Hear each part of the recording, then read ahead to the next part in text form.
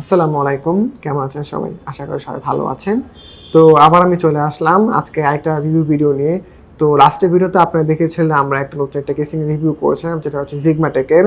তো আজকে ঠিক সেম প্রাইস রেঞ্জের আরেকটি Xigmatek কেসিং রিভিউ করব। আজকে কেসিংটির মডেল হচ্ছে Xigmatek Oreo এই কেসিংটি।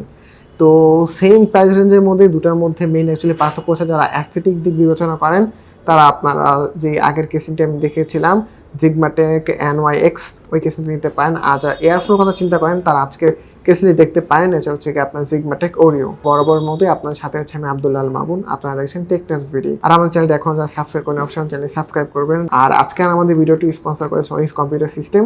কম্পিউটার সিস্টেম আদি ভবনে তাদের সব রয়েছে।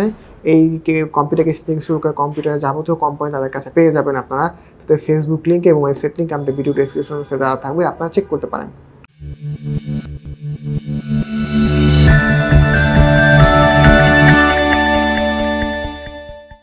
আচ্ছা, তো এই হচ্ছে আমাদের কেসিংটি black colour, matte black colour. এইটার সামনের যে ফ্রন্ট প্যানেল রয়েছে, ফ্রন্ট প্যানেলটা হচ্ছে গিয়ে ম্যাশ প্যানেল, যার কারণে আপনার এয়ারফ্লোটা খুব ভালোভাবে এতে কাজে লাগবে বা খুব ভালো এয়ারফ্লো পাবেন আপনারা। আর নিচে আপনারা ছোট্ট করে আপনার Xigmatek এর লোগো দেখতে পাবেন। আর এই যে ফ্রন্ট প্যানেলটা রয়েছে, এই ফ্রন্ট প্যানেলটা আপনারা খুলতে পারবেন। আর এই ফ্রন্ট প্যানেলটা খুললে আপনারা ভিতরে 120 মিলিমিটার দুটো ফ্যান পেয়ে যাবেন। এই যে খোলার পরে এই হচ্ছে আমাদের এই যে সামনের ফ্রন্ট প্যানেলটি। আর ঠিক এই যে তার ফ্রন্ট প্যানেলটি আমরা দেখতে পাচ্ছেন দুটো 120 মিলিমিটার। আর ঠিক সেম এরকম একটা ফ্যান আপনার পেছনে পেয়ে যাবেন এক্সজস্ট ফ্যান হিসাবে, যেটা আপনার হচ্ছে RGB ফ্যান।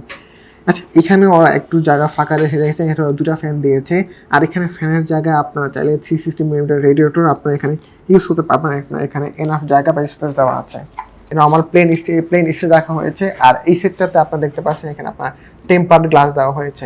আচ্ছা, আর এখানে আপনার ভেতরে ঢোকার আগে যদি আমি উপরে পার্টটা যে আপনাদের দেখাই, উপরে আপনারা এখানে একটা ডাস্ট ফিল্টার দেখতে পাচ্ছেন এবং তার নিচে আপনারা 120 মিলিমিটার দুটো ফ্যান অথবা 360 মিলিমিটার রেডিয়েটর আপনারা এখানে ইউজ করতে পারবেন। সর্বপ্রথমে রয়েছে পাওয়ার বাটন, তারপর রয়েছে আমাদের ইন্ডিকেটর লাইট, দেন তারপর রয়েছে আমাদের মাইক্রোফোন ইন এবং মাইক্রোফোন আউটের পোর্ট, দেন আমাদের তারপরে পেয়ে যাবেন আপনারা দুটো USB 2 পোর্ট এবং তারপর একটি রিসেট বাটন, একটি LED বাটন যার মাধ্যমে আপনারা কেসিং এর ফ্যানগুলো লাইটিং চেঞ্জ করতে পারবেন এবং তারপর একটি USB 3 পোর্ট রয়েছে।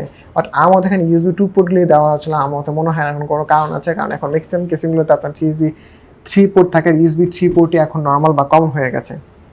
আচ্ছা, আর এই পাশে যদি আমি টেম্পার গ্লাসটা দেখে আসি, স্ক্রু দেওয়া আছে। এই স্ক্রুগুলো আপনারা হাতে খুলতে পারবেন। হাতে খুলে আপনার টেম্পার গ্লাসটা খুলে আপনারা ভিতরে সহজেই অ্যাক্সেস করতে পারবেন।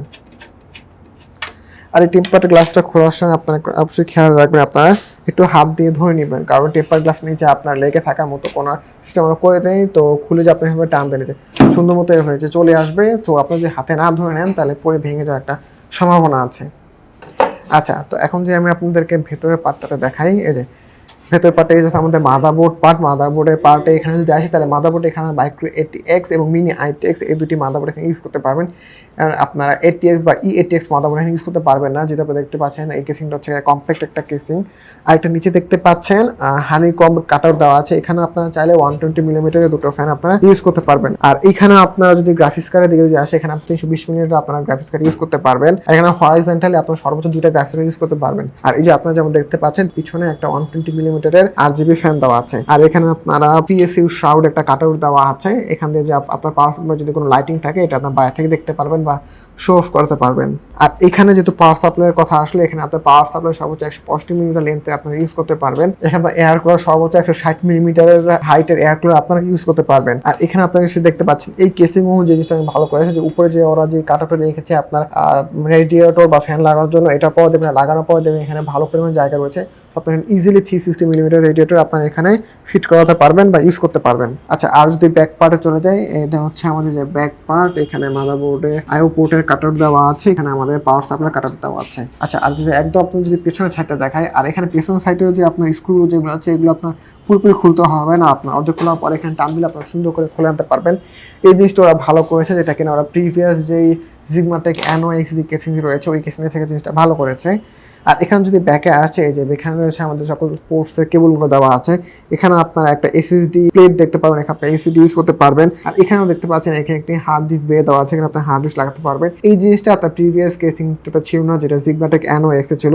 যেহেতু ওরা পিছনের প্লেটে যেহেতু একদম আপনার প্লেন রেখেছে, সেহেতু এখানে আপনার প্রায় হাফ ইঞ্চির মতো জায়গাও রেখেছে কেবল ম্যানেজমেন্ট করার জন্য, যেটা আগে MOX থেকে বেটার। যেটাতে কিনা আগে আপনার এখানে পিছনে খুব জায়গা কম ছিল, ঠিক আছে। ওখানে আগের কেসিংটাতে যেই পিছনে যে প্লেটটা ছিল, স্টিলের যেই প্লেটটা ছিল পিছনে, ওটা একটু ফোড়ানো ছিল।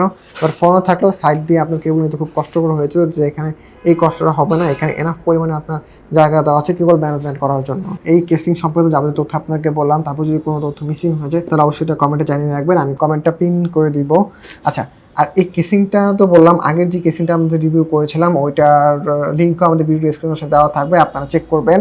আর যে বলেছিলাম যে Xigmatek M-ATX, ওটা হচ্ছে গিয়ে আপনার অ্যাস্থেটিক যারা বিল করেন, যারা সৌন্দর্যকে সবচেয়ে বেশি প্রাধান্য দেন তাদের ক্ষেত্রে ওইটা, বাট যারা আপনার এয়ার ফ্লোটাকে বেশি প্রাধান্য দেন তাদের জন্য আপনার এই কেসিংটা বেটার হবে।